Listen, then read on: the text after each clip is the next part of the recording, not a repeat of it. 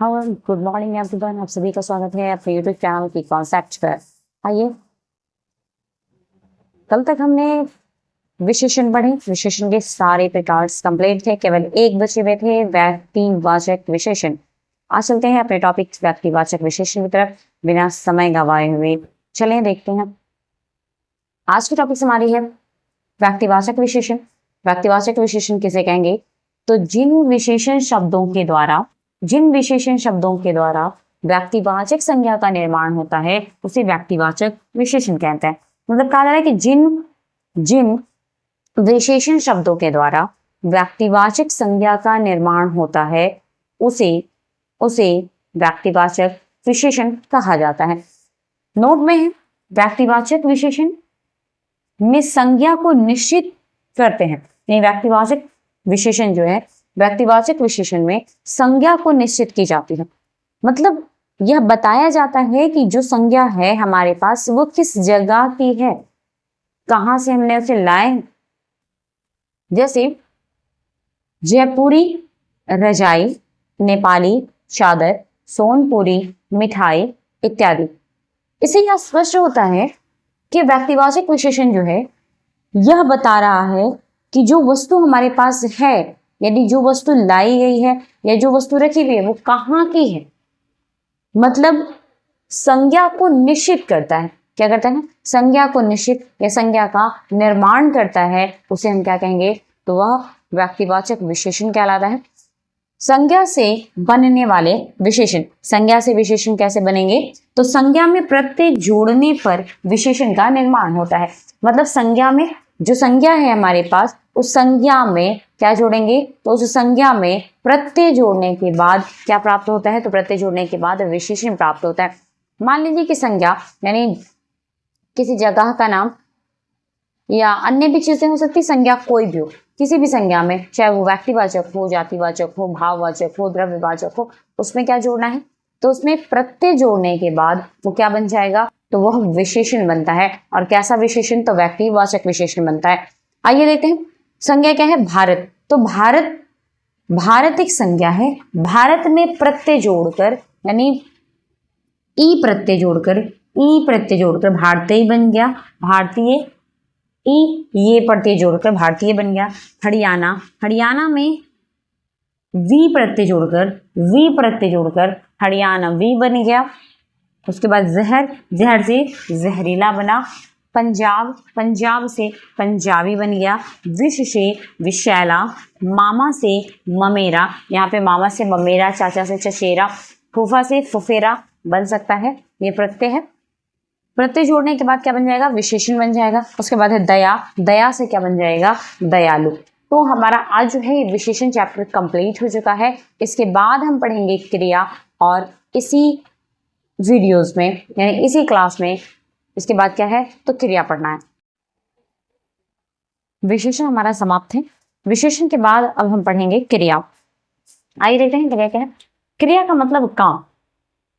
क्रिया का मतलब काम यानी कोई भी काम। क्रिया की परिभाषा क्या होगी? तो किसी कार्य को करना या होना, पाया जाना क्रिया कहलाता है। मतलब किसी भी कार्य को करना या किसी भी कार्य का होना क्या कहलाएगा? तो क्रिया कहलाता है। किसी भी कार्य को करना या किसी भी कार्य का होना क्या कहलाएगा? तो क्रिया कहलाता है।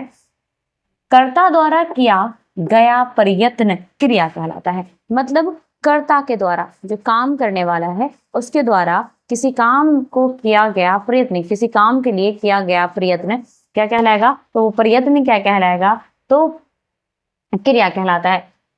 अगली टॉपिक से कि क्रिया का अंतिम वर्ण। मतलब क्रिया का अंतिम वर्ण, जो क्रिया हमारी हो रही है उसका लास्ट का जो वर्ण होगा, अंतिम जो वर्ण होता है वह ना होगा। क्या होगा? तो ना होता है। जैसे चलना, उठना, बैठना, खाना, पीना, रोना, सोना, ये सभी क्या हो जाएगा? क्रिया हो जाएगा। मतलब जो भी काम हम करते हैं वो क्या हो जाएगा? क्रिया हो जाएगा। अगला है कि क्रिया को 3 भागों में बांटा गया है।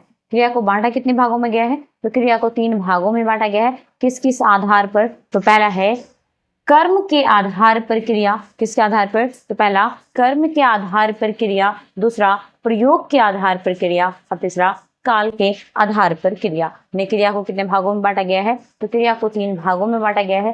पहला कर्म के आधार पर क्रिया, दूसरा प्रयोग के आधार पर क्रिया और तीसरा काल के आधार पर क्रिया। आइए देखते हैं अगला टॉपिक, कर्म के आधार पर क्रिया। कर्म के आधार पर क्रिया, कर्म के आधार पर क्रिया। कर्म के आधार पर क्रिया के 2 प्रकार होते हैं। कर्म के आधार पर क्रिया के कितने प्रकार होंगे? तो कर्म के आधार पर क्रिया के 2 प्रकार होते हैं। नंबर 1 सकर्मक क्रिया, नंबर 2 अकर्मक क्रिया। कर्म के आधार पर क्रिया के कितने भेद होंगे? तो कर्म के आधार पर क्रिया के 2 भेद होते हैं। कर्म के आधार पर क्रिया के 2 भेद होते हैं। नंबर 1 सकर्मक क्रिया, नंबर 2 अकर्मक क्रिया। सकर्मक क्रिया क्या है? तो नियम नंबर 1 यानी सकर्मक क्रिया का नियम नंबर 1, 3-4 नियम पढ़ेंगे। 3-4 नियम जस्ट अभी पढ़ेंगे। तो 3-4 नियमों में से पहला नियम क्या है कि जिस वाक्य से कर्ता कॉमा कर्म कॉमा क्रिया, जिस वाक्य से कर्ता कर्म क्रिया साथ में होता है, मतलब जिस वाक्य से, जो कोई भी वाक्य हो उससे कर्ता कर्म और क्रिया तीनों जब साथ में होगा, यानी कर्ता प्लस कर्म प्लस क्रिया, उसे सकर्मक क्रिया कहते हैं। साफ समझ लेना है कि जिस वाक्य से कर्म कर्ता और क्रिया एक साथ होगा, कर्म कर्ता और क्रिया एक साथ में होगा, उसे हम क्या कहेंगे? तो सकर्मक क्रिया कहते हैं। उसे क्या कहेंगे? सकर्मक क्रिया कहते हैं। देखते हैं उदाहरण क्या है। तो राधा गाना गा रही है, मतलब राधा क्या हो जाएगा? कर्ता। उसके बाद ये कर क्या रही है? तो गा रही है। और क्या गा रही है? तो गाना गा रही है। मतलब यहाँ पे क्या हो गया? यहाँ पर एक मिनट, यहाँ पर क्या हो जाएगा? राधा क्या हो जाएगा? तो ये राधा जो है, ये राधा हो जाएगा कर्ता। राधा क्या है? राधा हो जाएगी कर्ता। उसके बाद राधा क्या कर रही है? तो गाना गा रही है। गाना क्या हो जाएगा? तो गाना हो जाएगा कर्म, सॉरी, राधा क्या कर रही है? गा रही है। तो गा क्या हो जाएगा? गा क्या हो जाएगा? कर्म। और क्या गा रही है? तो गाना गा रही है। मतलब ये क्या हो जाएगा? क्या होगा? क्रिया। क्या हो जाएगा? क्रिया। इस सेंटेंस में, इस वाक्य में क्या हम देख रहे हैं कि कर्ता कर्म और क्रिया, कर्ता कर्म क्रिया, मतलब राधा कर्ता हो गया, उसके बाद गा कर्म हो गया और क्रिया गाना हो गया, यानी गाना जो है वो क्रिया हो गया। मतलब एक ही वाक्य में तीनों है और तीनों क्या कर रहा है? साथ में कार्य कर रहा है, साथ में क्रिया कर रहा है। इसे कौन सी क्रिया कहेंगे? तब इसे क्या कहेंगे हम? सकर्मक क्रिया। क्या कहेंगे इसे हम? सकर्मक क्रिया कहेंगे। अगला भी देख लेते हैं उदाहरण। मोहन क्रिकेट खेल रहा है। मोहन क्या खेल रहा है? तो मोहन क्रिकेट खेल रहा है। पुलिस चोर को पकड़ लाया। पुलिस किसको पकड़ लाया? तो पकड़ लाया, किसको पकड़ लाया? तो चोर को पकड़ लाया। पुलिस पकड़ लाया चोर को। यहाँ क्या है? पुलिस चोर को पकड़ लाया। तो ये क्या हो जाएगा? ये सकर्मक क्रिया होगी। आइए देखते हैं नियम नंबर 2। तो नियम नंबर 2 हमारा क्या है? क्योंकि नियम नंबर 1 हम पढ़ चुके हैं, सकर्मक क्रिया का नियम नंबर 1 पढ़ लिए हैं। अब आते हैं सकर्मक क्रिया के नियम नंबर 2 पर। तो क्या है नियम नंबर 2 कि जब क्रिया का प्रभाव कर्म पर पड़ता है, किसका प्रभाव पड़ेगा? तो क्रिया का प्रभाव, काम का प्रभाव किस पर पड़ेगा? कर्म पर पड़ेगा। तो वैसे जो सेंटेंस होंगे वो क्या कहलाएंगे? वैसा जो वाक्य होगा वो क्या कहलाएगा? तो वो सकर्मक क्रिया कहलाएगी। सकर्मक क्रिया, ये कुछ उदाहरण से देख लेते हैं। सीता फूल तोड़ती है। सीता फूल तोड़ती है। यहाँ देखेंगे कि सीता फूल तोड़ती है। सीता तो पहले ही जानते हैं कि वो करता है, लेकिन यहाँ पर क्रिया क्या है? तोड़ना। तोड़ना क्या है? क्रिया है। तोड़ना क्या है? क्रिया है। और ये क्रिया क्या हो रही है? मतलब किस चीज को तोड़ा जा रहा है? तो फूल को तोड़ा जा रहा है। मतलब क्रिया का प्रभाव किस पर पड़ता है? कर्म पर पड़ता है। जैसे ही क्रिया का प्रभाव कर्म पर पड़ेगा वो क्या कहलाएगी? तो वो सकर्मक क्रिया कहलाता है। क्या कहलाएगा ये? तो ये सकर्मक क्रिया कहलाता है। राम चाय पी रहा, यहाँ पे पीने का काम कर रहा है। और क्या पीने का काम कर रहा है? तो चाय पीने का काम कर रहा है। किसका काम कर रहा है? तो चाय पीने का काम कर रहा है। यहाँ पर भी जो वाक्य होगा वो कौन सा वाक्य होगा? तो सकर्मक क्रिया होगी। कौन सी वाक्य होगी? तो सकर्मक क्रिया होगी। आइए नियम नंबर 3 देखते हैं कि नियम नंबर 3 क्या है। तो यदि कर्ता के साथ न जोड़ दिया जाए तो वह सकर्मक क्रिया होती है। मतलब कर्ता के साथ कुछ करना नहीं, कुछ है ही नहीं। कर्ता के साथ न जोड़ा हो, यानी न जोड़ा हो, कर्ता के साथ न जोड़ा हो, तब उसे हम क्या कहेंगे? सकर्मक क्रिया कहेंगे। क्या है वो? तब वो क्या हो जाएगा? सकर्मक क्रिया हो जाएगा। जैसे अध्यापक ने हिंदी पढ़ाया, अध्यापक ने क्या पढ़ाया? हिंदी पढ़ाया। किसी शिक्षक ने हिंदी पढ़ाया। मैंने अंग्रेजी पढ़ा, मैंने अंग्रेजी पढ़ा, यानी मैं अपने साथ न जोड़ दिया गया, अध्यापक के साथ न जोड़ दिया गया। उसके बाद है राम ने मोहन को पीटा, मतलब राम ने मोहन को पीटा। राम क्या है? राम करता है, राम क्या है? तो राम करता है, ये क्या हो जाएगा? कर्ता। और कर्ता के साथ क्या जोड़ दिया जाए? न जोड़ दिया जाए। क्या जोड़ दिया जाए? न जोड़ दिया जाए। जब कर्ता के साथ न जोड़ दिया जाएगा तब ये क्या कहलाएगा? तब ये सकर्मक क्रिया कहलाएगी। तब यह हो जाएगा, तब ये सकर्मक क्रिया हो जाएगी। मैंने तुम्हें देखा, क्या कह रहा है यहाँ पे? मैंने तुम्हें। नियम नंबर 4, अब तक नियम नंबर 3 हमने पढ़ लिया है। नियम नंबर 4, नियम नंबर 4 क्या है? तो नियम नंबर 4 में है कि प्रेरणार्थक क्रिया तथा सजातीय क्रिया सकर्मक होती है। सकर्मक क्या होता है? तो प्रेरणार्थक क्रिया तथा सजातीय क्रिया को सकर्मक क्रिया कहा जाता है। प्रेरणार्थक क्रिया और सजातीय क्रिया को क्या कहा जाता है? तो सकर्मक क्रिया कहा जाता है। प्रेरणार्थक क्रिया क्या है? तो कर्ता स्वयं कार्य नहीं करता है, मतलब जब कर्ता स्वयं कार्य नहीं करता है तब उसे प्रेरणार्थक क्रिया कहते हैं। कर्ता जब स्वयं कार्य नहीं करता है तब उसे क्या कहेंगे? प्रेरणार्थक क्रिया कहेंगे। उसके बाद है सजातीय क्रिया।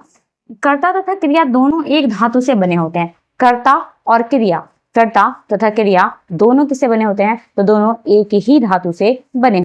यहाँ जैसे माँ ने मोहन को मारा, राधा ने गाना गाया। क्या है? तो एक बार और मैं रिपीट कर रही हूँ कि नियम नंबर 4 क्या है? तो नियम नंबर 4 क्या है? तो प्रेरणार्थक क्रिया तथा सजातीय क्रिया को सकर्मक क्रिया कहते हैं। प्रेरणार्थक क्रिया तथा सजातीय क्रिया को क्या कहा जाता है? तो सकर्मक क्रिया कहा जाता है। सकर्मक क्रिया में क्या है? तो यहाँ प्रेरणार्थक क्रिया क्या है? तो कर्ता स्वयं कार्य नहीं करता है, मतलब अर्थात कर्ता जब स्वयं कार्य नहीं करता है तब उसे क्या कहेंगे? तब उसे प्रेरणार्थक क्रिया कही जाती है। उसके बाद है सजातीय क्रिया। सजातीय क्रिया क्या होगा? तो कर्ता तथा क्रिया दोनों एक धातु से बने होते हैं। जब कर्ता और क्रिया दोनों एक ही धातु से बने होते हैं तब इसे क्या कहा जाता है? तब इसे सजातीय क्रिया कही जाती है। जैसे, यानी उसका उदाहरण क्या होगा? जैसे माँ ने मोहन को मारा और राधा ने गाना गाया। माँ ने मोहन को मारा और राधा ने गाना गाया, ये दोनों क्या है? तो ये सजातीय, ये सकर्मक क्रिया है। क्या ये सकर्मक क्रिया है? उसके बाद सकर्मक क्रिया के भेद। सकर्मक क्रिया के भेद क्या है? तो सकर्मक क्रिया को 2 भागों में बांटा गया है। सकर्मक क्रिया को 2 भागों में बांटा गया है। नंबर एक क्या हो जाएगा? तो एक कर्मक, और नंबर 2 द्विकर्मक। नंबर 1 क्या होगा? एक कर्मक, नंबर 2 द्विकर्मक। सामान्य है, जिसमें केवल एक काम का पता चलता हो, इसमें 2 काम का पता चलेगा।